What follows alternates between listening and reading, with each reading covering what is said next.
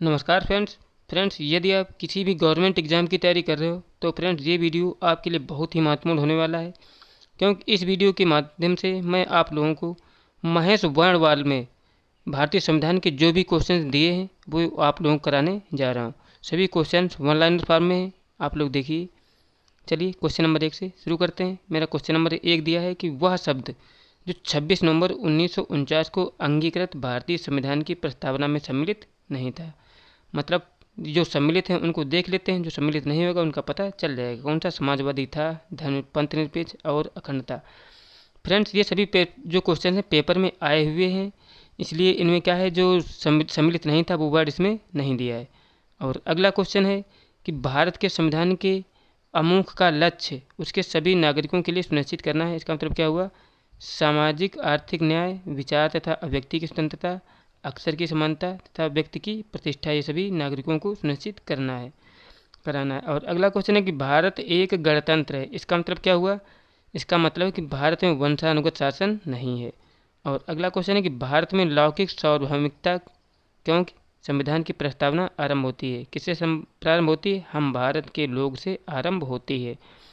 और अगला क्वेश्चन है कि हम भारत के लोग शब्दों का प्रयोग भारतीय संविधान में किया गया है। कहाँ किया गया है?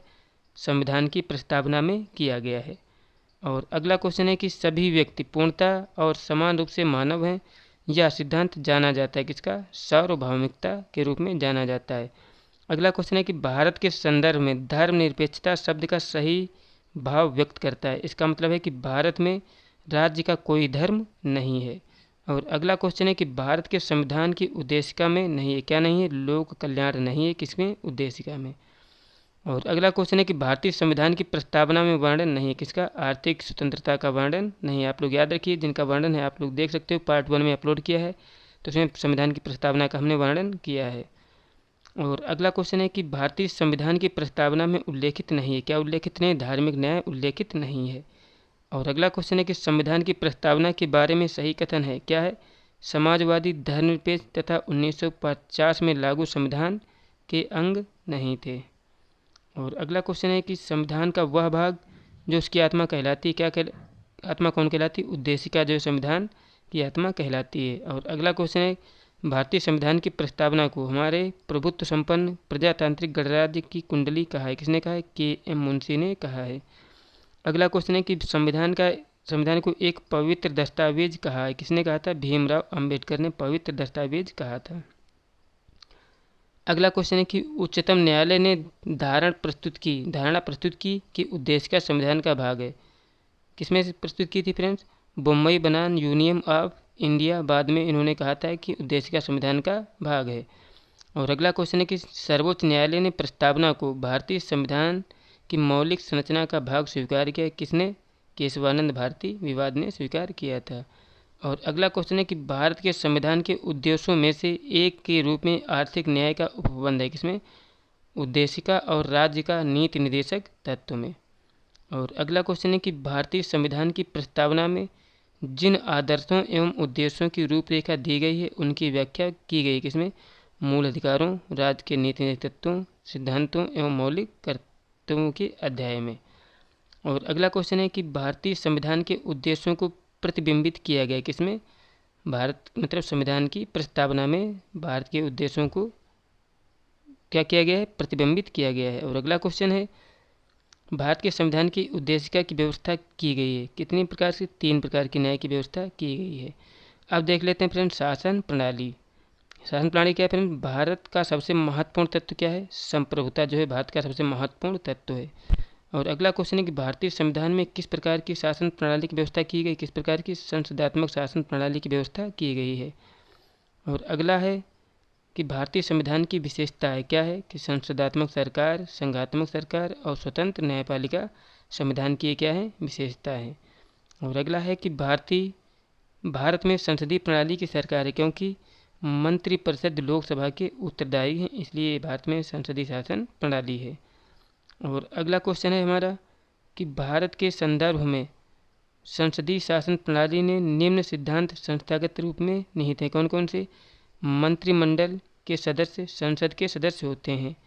और दूसरा क्या है कि जब तक मंत्रियों को संसद का विश्वास मत प्राप्त रहता है तब तक वे अपने पद पर बने रहते हैं, ये दिए हैं।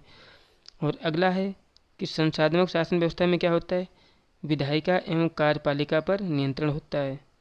और अगला क्वेश्चन है कि राष्ट्रपति पद्धति में समस्त कार्यपालिका की शक्ति किसमें होती है, राष्ट्रपति में होती है। और अगला है हमारा क्वेश्चन कि भारत में राजनीतिक व्यवस्था के मूलभूत लक्षण क्या हैं।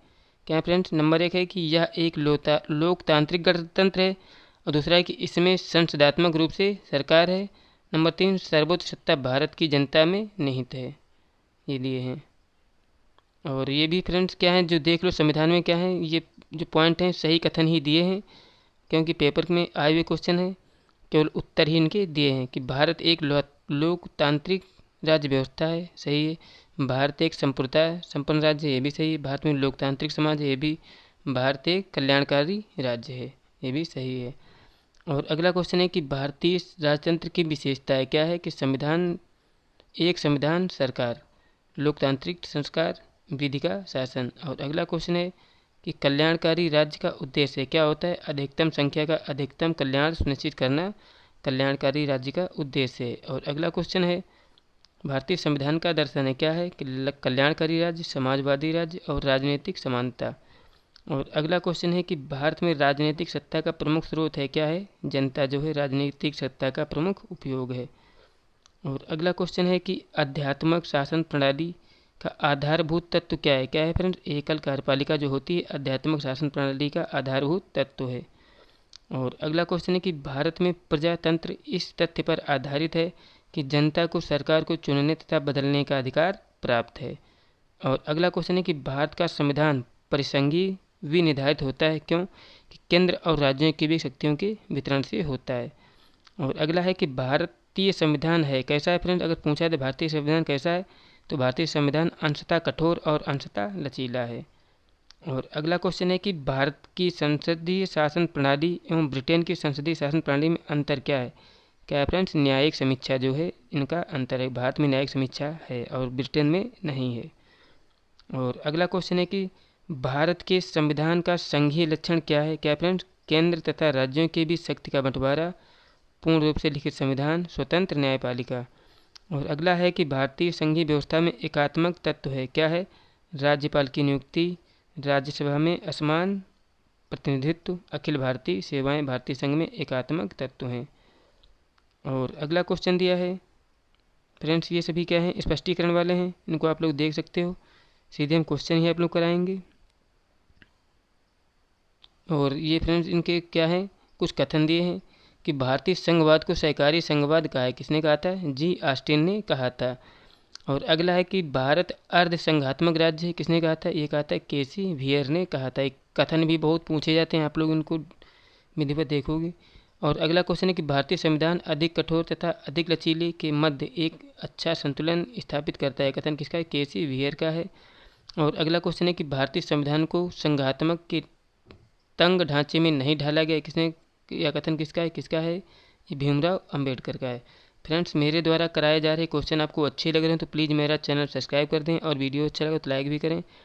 और अगला क्वेश्चन है कि भारतीय राजनीतिक पद्धति के बारे में सही है। क्या है, धर्मनिरपेक्ष राज्य, संसदीय पद्धति की सरकार और संघीय नीति जो है भारतीय राजनीतिक पद्धति के बारे में सही है।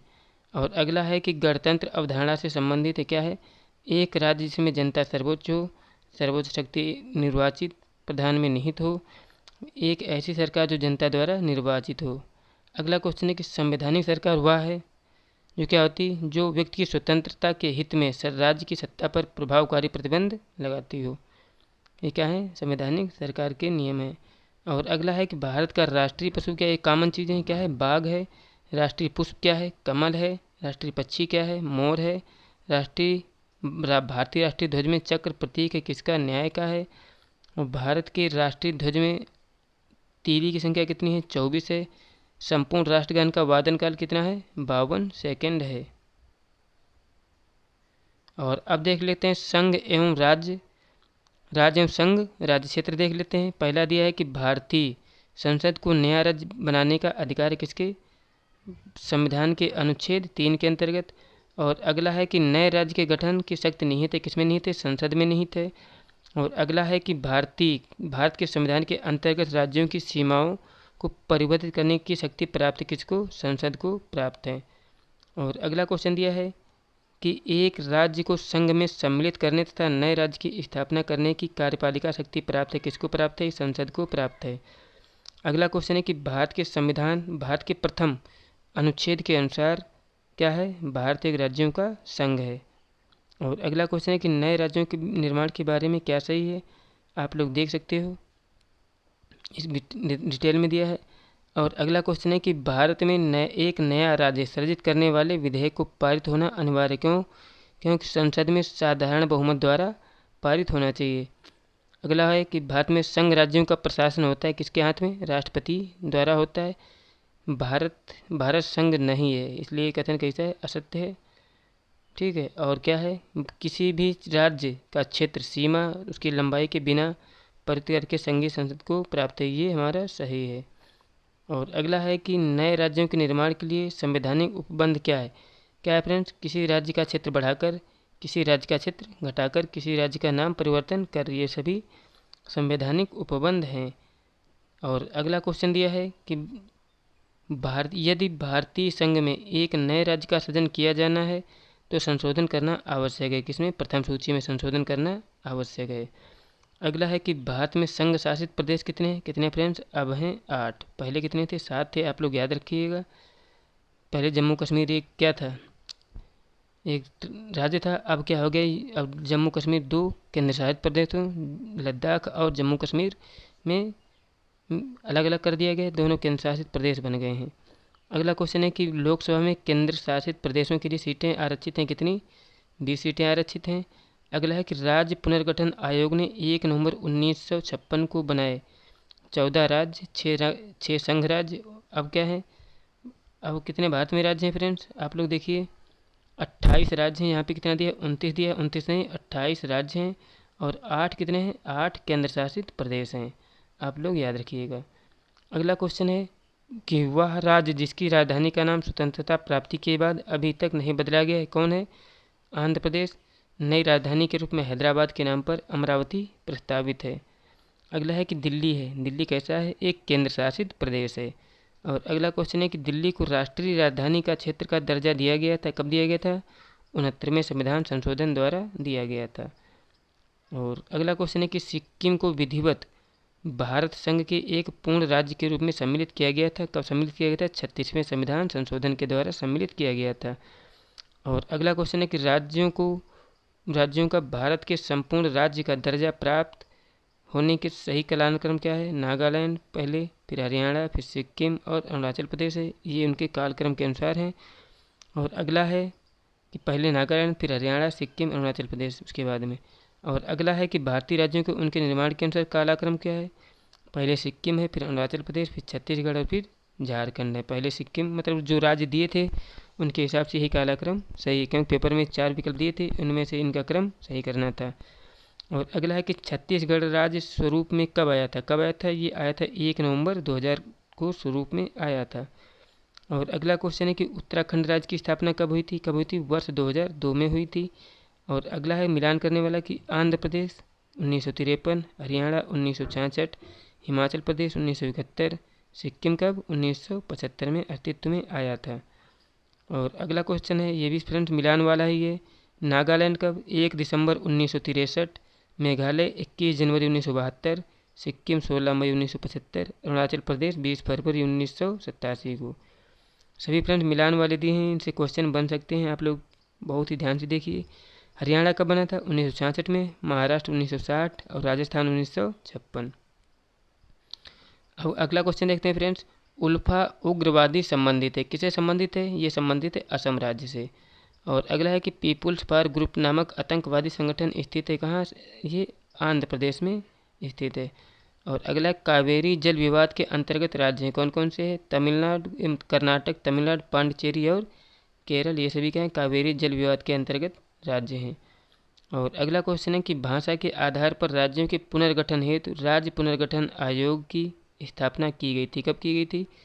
29 दिसंबर 1953 को की गई थी। और अगला क्वेश्चन है कि भाषाई आधार पर भारत में सर्वप्रथम गठन हुआ था, किसका हुआ था? आंध्र प्रदेश का गठन हुआ था, कब? 1953 में। और अगला क्वेश्चन है कि आंध्र प्रदेश एक भाषाई राज्य के रूप में गठित किया गया था कब? 1953 में। और अगला क्वेश्चन है कि नागरिकता से सभी क्वेश्चन दिए हैं फ्रेंड्स कि भारतीय संविधान प्रदान करता है कैसी नागरिकता? एकल नागरिकता प्रदान करता है। फ्रेंड्स अमेरिका में कैसी नागरिकता है? दोहरी नागरिकता है। राज्य की अलग होती है और केंद्र की अलग होती है। अगला क्वेश्चन है कि भारतीय नागरिकता प्राप्त की जा सकती है किसके द्वारा? जन्म द्वारा, देशीकरण द्वारा, किसी भूभाग के सम्मेलन के द्वारा। इस प्रकार से नागरिकता हमको मिल सकती है। अगला क्वेश्चन है कि नागरिकता संशोधन अधिनियम 2015 के अंतर्गत वह भारतीय कार्ड धारक जो प्रवासी नागरिक के रूप में पंजीकृत होने के लिए अर्ह है कौन कौन सा? एक अवयस्क बच्चा जिसके अभिभावक भारतीय नागरिक हैं, एक भारतीय नागरिक की विदेशी मूल की पत्नी, इसके द्वारा भी प्राप्त किया जाता है, और एक व्यक्ति का परपोता या परपोती जो दूसरे देश का नागरिक है किंतु उसके पितामही मातामही संविधान लागू होने के समय भारत के नागरिक थे, तब भी नागरिकता प्राप्त की जा सकती है। और अगला क्वेश्चन है कि दोहरी नागरिकता का सिद्धांत स्वीकार किया गया किसमें? अभी हमने बताया था दोहरी नागरिकता कहाँ पे है? संयुक्त राज्य अमेरिका में है। अगला क्वेश्चन है कि नागरिकता के अर्जन हेतु शर्तों को नियत करने का सक्षम है कौन? सक्षम है संसद सक्षम है। फ्रेंड्स अब देख लेते हैं मूल अधिकार। मूल अधिकार से संबंधित क्या है? भारतीय संविधान में मूल अधिकारों को शामिल करने के लिए नेहरू रिपोर्ट 1928 ने समर्थन किया था। और अगला क्वेश्चन है कि संविधान सभा द्वारा मौलिक अधिकारों को लागू करने की शक्ति दी गई थी किसके द्वारा? सर्वोच्च न्यायालय एवं उच्च न्यायालय को शक्ति दी गई थी। अब पूछा जाए कि मौलिक अधिकार कैसा है? मौलिक अधिकार फ्रेंड्स वाद योग्य है। और अगला है कि मौलिक अधिकार क्या है? मौलिक अधिकार आपातकालीन स्थिति में निलंबित किए जा सकते हैं।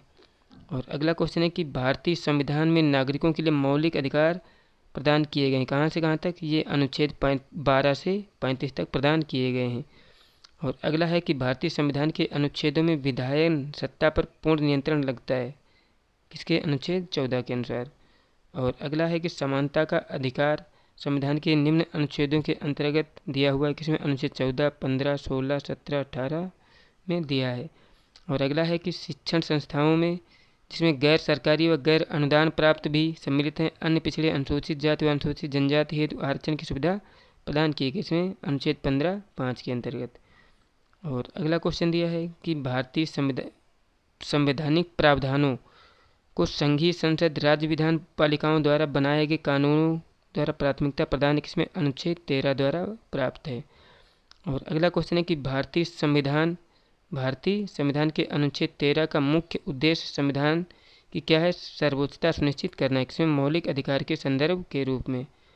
और अगला क्वेश्चन है कि भारतीय संविधान में स्वतंत्रता का अधिकार 4 अनुच्छेदों द्वारा प्रदान किया गया जो क्या है? अनुच्छेद 19 से अनुच्छेद 22 तक दिए हैं, ये सभी स्वतंत्रता के अधिकार में आते हैं। और अगला क्वेश्चन देख लेते हैं फ्रेंड्स कि धर्म आदि के आधार पर विभेद का प्रतिषेध एक मूल अधिकार जिसे वर्गीकृत किया गया किसमें? समता के अधिकार के अधीन वर्गीकरण किया गया। अगला क्वेश्चन है कि भारतीय संविधान में समता का अधिकार 5 अनुच्छेदों द्वारा प्रदान किया गया कौन कौन? अनुच्छेद 14 से लेकर अनुच्छेद 18 तक भारतीय संविधान में समता के अधिकार दिए गए हैं। और मेरा लास्ट क्वेश्चन है कि भारतीय संविधान में जैसा निहित है समानता के मौलिक अधिकार में सम्मिलित कौन? कानून के समक्ष समानता, सामाजिक समानता और अवसर की समानता, ये किसमें? मौलिक अधिकारों में सम्मिलित हैं। फ्रेंड्स मेरे द्वारा कराए गए क्वेश्चन यदि आपको अच्छे लगे हो तो प्लीज़ मेरा चैनल जरूर सब्सक्राइब कर दें और वीडियो अच्छा लगा तो लाइक भी कर दें। जय हिंद, जय भारत।